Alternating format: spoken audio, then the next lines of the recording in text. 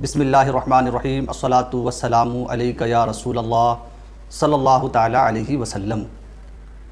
دو سوالوں کا جواب سماعت کریں۔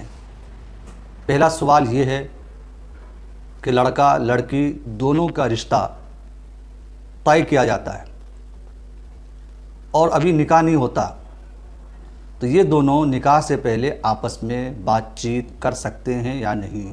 دوسرا سوال یہ ہے کہ لڑکی حالت حیض میں ہو، منتھلی ماہواری میں ہو، تو اس کا نکاح اس حالت میں ہو سکتا یا نہیں؟ ان دونوں سوالوں کا جواب بعد میں، پہلے کچھ تلخ حقیقت سماعت کریں۔ یہ سچائی ہے جس کو علماء کرام اس پہ روشنی ڈالتے ہیں اور عوام کو اچھی باتیں کہہ کر کے ان کی اصلاح کرنے کی پوری کوشش کرتے ہیں۔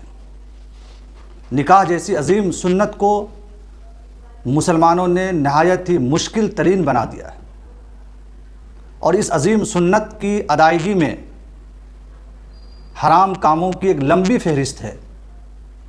کہاں سے شروع کروں اور کہاں ختم کروں، ایک لمبی فہرست ہے۔ مثلا لڑکے کی طرف سے ان کے گھر والوں کی طرف سے جہیز کا مطالبہ، پیسوں کا مطالبہ، گاڑی کا مطالبہ، یہ سارے مطالبات کیے جانے کے بعد لڑکی کے لیے، ان کے گھر والوں کے لیے ایک بوجھ بن جاتا ہے۔ شادی کرنا تو ہے، لڑکی والے سودی قرض لے کر کے لڑکے کی طرف سے جو بھی مطالبات بیجا کیے جاتے ہیں ان کو وہ پورے کرتے ہیں۔ مزید اس مبارک کام کے موقع پہ ناچنا، کودنا، گانے بجانا، ڈانس کرنا، یہ سارے حرام کام عظیم سنت کی ادائیگی سے پہلے یا بعد میں کیے جاتے ہیں۔ اس کے لیے ایک مجلس لگائی جاتی ہے، اس حرام کاموں کے لیے اس کا اہتمام کیا جاتا ہے۔ شادی کے موقع پہ دولہن بھی بے حیائی کے ساتھ لوگوں کے سامنے منچ پر بیٹھ کر کے نمائش کرتی ہے۔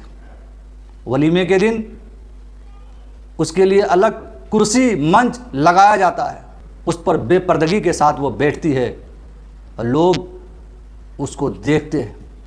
یہ سب ناجائز و حرام کام کی وجہ سے اس عظیم سنت کو مسلمانوں نے مشکل بنا دیا ہے۔ جہاں نکاح سے برکت ملنی چاہیے لیکن اب برکت حاصل نہیں ہوتی، لوگوں کو زحمت میں ڈالتے ہیں، گناہ خود کرتے اور گناہ پر تعاون کرتے ہیں۔ بہت ساری غریب بیٹیاں جن کے پاس اسباب و علل نہیں ہیں، لڑکے کے گھر والوں کی طرف سے بیجا مطالبات کیے جاتے ہیں، ان کے پورے کرنے کے لیے اس کے پاس طاقت نہیں ہے، وہ اپنی جوانی کو اپنے گھروں میں یوں ہی گزار دیتی ہے۔ اس مبارک سنت کو شریعت و سنت کی روشنی میں سادگی کے ساتھ اس پر عمل کیا جائے،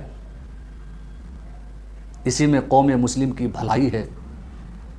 ہم ان چیزوں کو اپنی نگاہوں سے دیکھتے ہیں تو دیکھنے والے جو سچے پکے مسلمان ہیں وہ ان بے حیائیوں کو دیکھ کر ان کی آنکھیں شرمندہ ہو جاتی ہیں کہ کہاں نکاح جو تمام انبیاء کرام کی سنت ہے، آج اس سنت کی عظمت کو پامال کرتے ہوئے ہم سب نظر آتے ہیں۔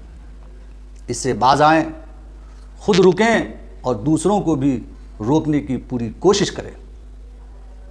یہ تلخ حقیقت جو آپ کے سامنے میں نے بیان کی ہے تو سچ، لیکن کچھ لوگوں کو ضرور برا لگے گا۔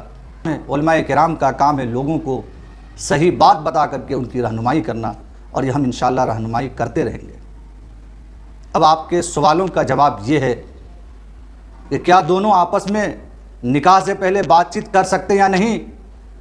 تو ہرگز بات نہیں کر سکتے بلا ضرورت شرعیہ، اس لیے کہ نکاح نام ہے ایجاب و قبول کرنے کا دو گواہوں کی موجودگی میں۔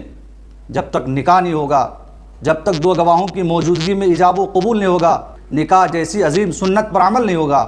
اس سے پہلے یہ دونوں اجنبی ہوتے ہیں، اور جب دونوں اجنبی ہیں تو اجنبی کے لیے بلا ضرورت شرعیہ بات چیت کرنا، گفت و شنید کرنا یہ ناجائز و حرام ہے۔